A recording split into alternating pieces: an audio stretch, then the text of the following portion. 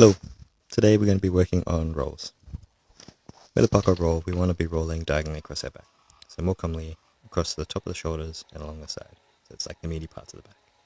We want to avoid the shoulder, the spine and the hips because they're bony, diagonally across the back or across the shoulders and along the side of your back.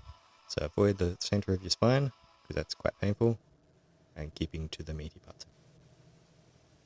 Alright, so getting into a roll, the important part is the start or getting into the right position. So one of the methods you can use is the diamond. So you start off in a crouch and you place your hands forming a diamond to the opposite side of whichever shoulder you're rolling on. So if you're rolling on your right shoulder, hands go to your left as far as you can and bringing down your right shoulder. So from here what you want to be doing is looking over the opposite shoulder that you're rolling on. So if you're rolling on your right, you're looking over your left shoulder. So once again, starting from a crouch, hands as far to one side as you can, bringing your shoulder down and then looking over the opposite shoulder, trying to keep to the meaty parts of your back. Alright, hand placement 2 is the scoop motion. This one is softer on the shoulders, so you're starting off in a low position, either in a crouch or your hands and knees, and what you're doing is reaching behind you towards your feet as slow and soft as you can while watching with your head and your eyes. This forces you to rotate and bring your shoulder closer to the ground. This helps avoid the bony part of the shoulder and getting to the meaty parts of the back.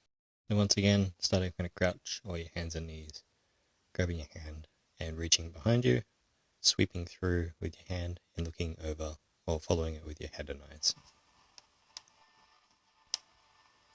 A slight variation to this one is hands and knees and reaching through your legs and trying to reach towards your back ankle.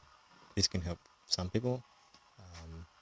Otherwise, it's hands and knees, reaching and sweeping back towards your foot and following over with your head.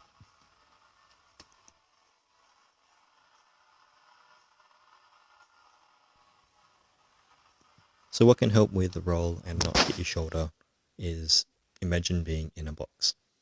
So when you're starting your roll, you're starting off in a box. You don't want to place your hands directly in front of you because that forces your shoulder straight to the ground. What you want to do is imagine the box and place your hands in the far front corner. And then place your shoulder in the corner also, and then follow through with the roll. Train both sides with rolls. Every roll is individual because our body's different flexibility and mobility. So a good roll for you is the most comfortable roll. So using these hand placements and techniques, hopefully you can find a roll that suits you. Alright, just some troubleshooting now. So if you hit your shoulder and it's a bit painful, what that means is you're probably placing your hands not in the corner of the box. So your hands are too close in front of you.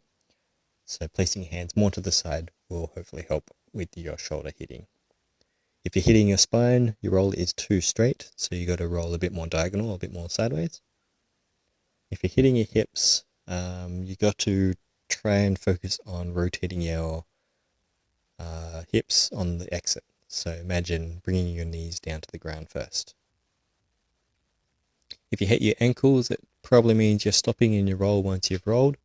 So you want to try and get to your feet as if you're going to go for a run straight after the roll. If you're hitting your head, you're looking down instead of behind you.